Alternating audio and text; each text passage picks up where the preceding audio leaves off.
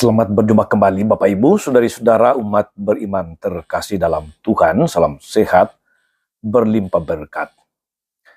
Hari Senin tanggal 6 Oktober 2025, saya mengajak kita sekalian saudara-saudari merenungkan kutipan Injil Lukas bab 10 ayat 25 sampai 37 tentang siapakah sesungguhnya sesama manusia itu. Kita dengarkan sabda Tuhan dalam nama Bapa dan Putra dan Roh Kudus. Amin. Pada suatu ketika, seorang ahli kitab berdiri hendak mencobai Yesus. Guru, apakah yang harus kulakukan untuk memperoleh hidup yang kekal? Jawab Yesus kepadanya, apa yang tertulis dalam hukum Taurat? Apa yang kau baca di sana? Jawab orang itu, kasihilah Tuhan Allahmu dengan segenap hati, dengan segenap jiwa, dengan segenap kekuatanmu, dan dengan segenap akal budimu. Dan kasihilah sesamamu manusia seperti dirimu sendiri.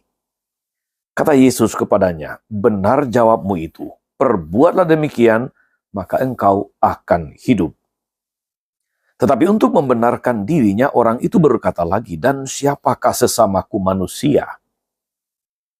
Yesus menjawab, adalah seorang yang turun dari Yerusalem ke Yeriko, ia jatuh ke tangan penyamun-penyamun yang bukan saja merampoknya habis-habisan tapi juga memukulnya, dan sesudah itu meninggalkannya setengah mati.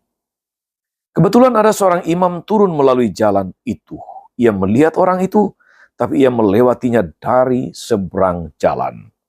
Demikian juga seorang Lewi datang ke tempat itu. Ketika melihat orang itu, dia melewatinya dari seberang jalan. Lalu datanglah ke tempat itu seorang Samaria yang sedang dalam perjalanan. Ketika ia melihat orang itu, tergeraklah hatinya oleh belas kasihan.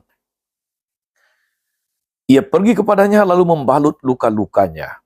Sesudah menyiraminya dengan minyak dan anggur, kemudian ia menaikkan orang itu ke atas keledai tunggangannya sendiri, lalu membawanya ke tempat penginapan dan merawatnya.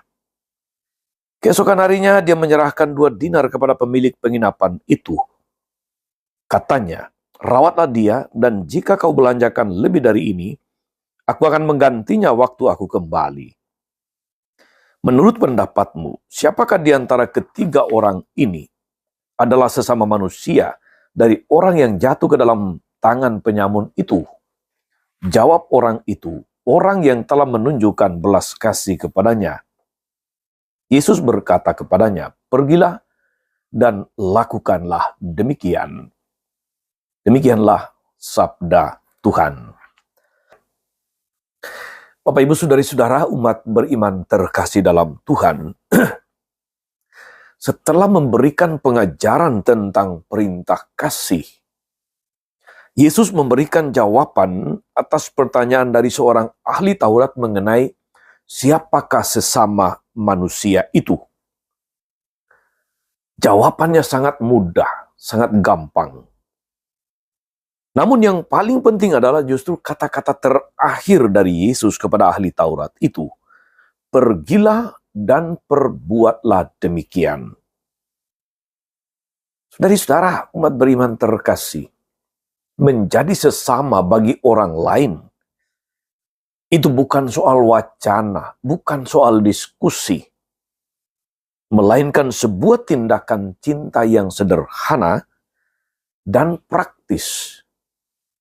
Orang yang tergerak hatinya karena belas kasihan atas penderitaan orang lain dan menolongnya dengan tulus, dialah sesama bagi orang lain itu, bagi orang yang sungguh membutuhkan itu. Kita ingat saudara-saudari, kata yang diucapkan adalah, siapakah sesama manusia? Dan jawaban ahli Taurat adalah orang yang telah berbuat kasih kepadanya. Dan persis itu adalah orang Samaria yang tergerak hatinya untuk berbelas kasihan. Tergerak hatinya untuk peduli. Tergerak hatinya untuk berbela rasa. Sedangkan 2 yang lain yang melewati korban penyamun itu justru meninggalkannya begitu saja. Saudari-saudara, umat beriman terkasih, selama pandemi COVID-19 tahun 2020 sampai awal 2023, salah satu hal sederhana yang muncul di antara sekian banyak tindakan yang dilakukan oleh banyak orang beriman adalah gerakan keluarga bantu keluarga. Atau ada juga gerakan jaga tetangga. Dan macam-macam gerakan yang serupa itu. Semangat itu, saudara-saudari, tentu saja tidak hanya relevan pada masa COVID. Pada masa terjadinya bencana COVID itu. Tapi juga dapat kita kembangkan pada masa-masa ini. Atau sepanjang masa. Kita mesti saling memperhatikan, saling menolong, saling peduli, saling berbela rasa. Kendati pandemi sudah berakhir, tetapi yang namanya kesulitan, yang namanya penderitaan ada di mana-mana dan mengetuk hati orang untuk berbelas kasih. Dan disinilah ujian tentang siapakah sesama manusia itu selalu relevan untuk direnungkan dan ditindaklanjuti. Menjadi sesama berarti saudara-saudari kita menyapa. Menjadi sesama saudara-saudari kita berarti kita berbicara. Menjadi sesama berarti kita peduli. Menjadi sesama berarti kita berbela rasa. Menjadi sesama berarti kita penuh perhatian pada mereka yang ada di sekitar kita, yang kita jumpai dan sungguh-sungguh membutuhkan uluran tangan kita. Mereka ada di sekitar kita, saudara-saudari.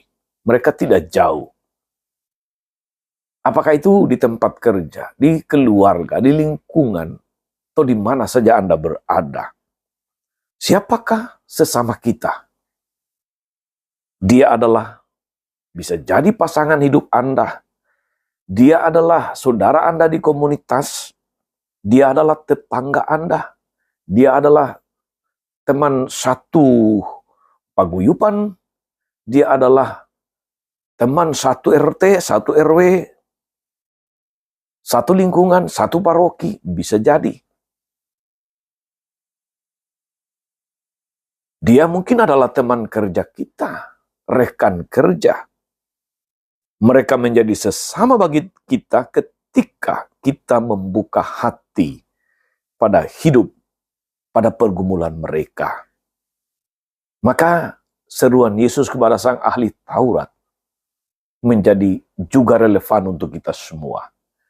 Pergilah dan perbuatlah demikian. Tuhan Yesus memberkati. Amin.